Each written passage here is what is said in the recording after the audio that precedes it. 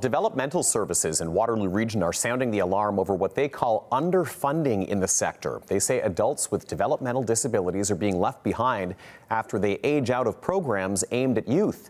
CTV's Spencer Turcott now with their calls for help.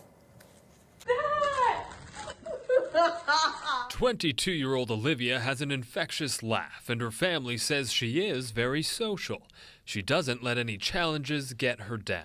Olivia lives with an intellectual disability. It's a very rare genetic disorder. As a child, Olivia took part in developmental programming that involved organized activities, but now that she's an adult, she has aged out of all of those. They literally handed me a folder with pamphlets.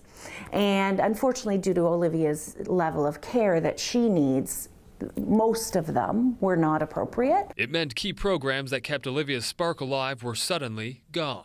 We lost the amazing girl that she was because she didn't have those social outlets, and we couldn't allow that to happen. So Olivia's parents had to make some serious sacrifices. My husband had to leave his job to stay home and take care of her, and then we personally fund for her to go to some day programs. Those day programs only cover a couple days of the week, and it costs them the equivalent of a monthly mortgage payment.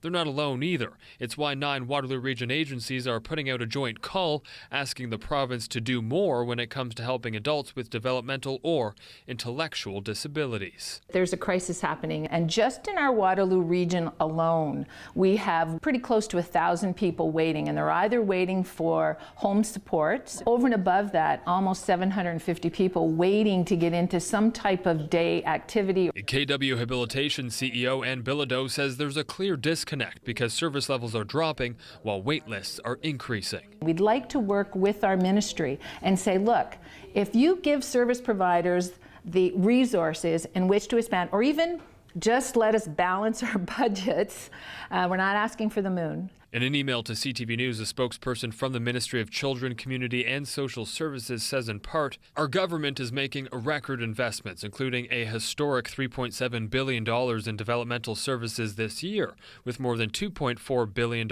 in funding dedicated to supportive living and other wraparound supports to ensure people have the support they need. Still, Olivia's family says the funding isn't translating to the help they need, at least not quickly, fearing she'll never get off the wait lists. Spencer Turcott, CTV News Kitchener.